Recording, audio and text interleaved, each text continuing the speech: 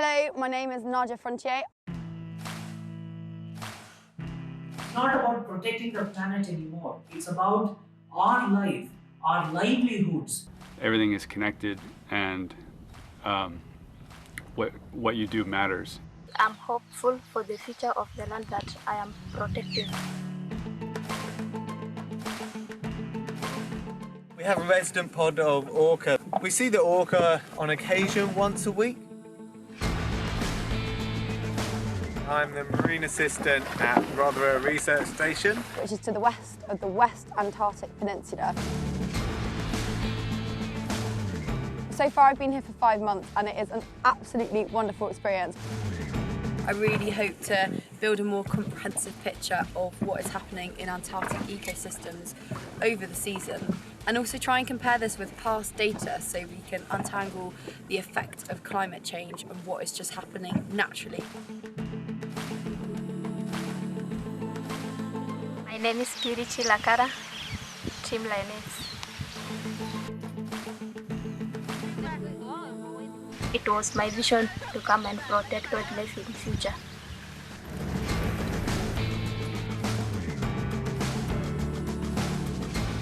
Climate change can lead to drought, and this drought can cause some wildlife like lions and elephants to change their position.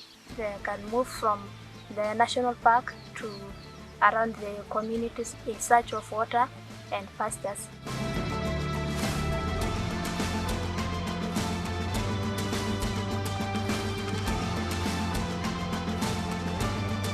The climate crisis is, one of the biggest existential challenges that we've ever come across as a species.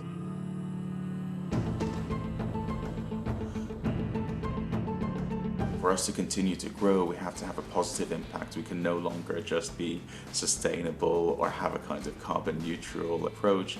We need to go beyond that, and we need to look at carbon negative approaches and ways in which we can always add value and have a positive and regenerative impact on the environment and society with all of our practices. Tekla is the first experiment of a house building in clay through the WASP company. So we matching the idea of an old material we will mix with the new technology, 3D printing, and creating a house in clay.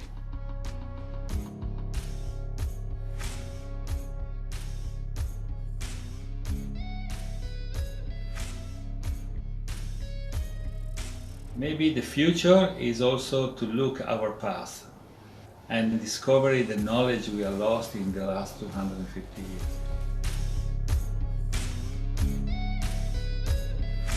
I grew up seeing the impacts of climate change firsthand. Because climate education in the Philippines is so lacking, I didn't even make the connection between the typhoons that I was already experiencing and the greenhouse gas emissions that I was talking about. I realized that I have no choice. I have to join the struggle of our environmental defenders and of the people for a better planet, a better future, a safe present. I had to join the fight.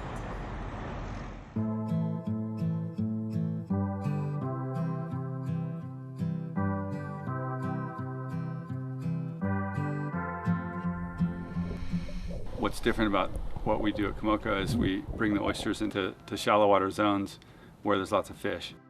All of the fish species that live on the reef that come to clean the oysters, they all become stronger and more numerous. To do things the right way, it's more expensive. It's easier to work the way that the really big industrial farms work. So I grew up on the ocean, floating and very much in touch with everything that lives in it and on it. I think it just sort of ingrained in me a sense that everything is connected and what you do matters.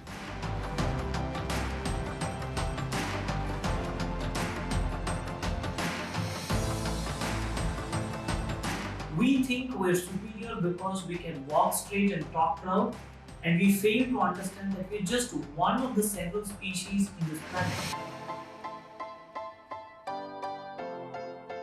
We don't understand that every lake or a pond is a habitat in itself, which houses frogs, snakes, crabs, turtles, birds, so many different life forms.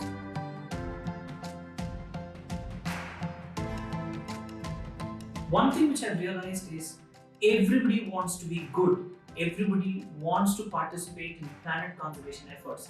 They just don't know where to begin. No action is small or insignificant. Collectively, we can really start to address this in really creative and interesting ways. I'm hopeful for the future of the land that I am protecting. I am hoping that maybe deforestation will not be there because we protect all species of wildlife and plants also. I think sustainability just is a natural consequence of caring.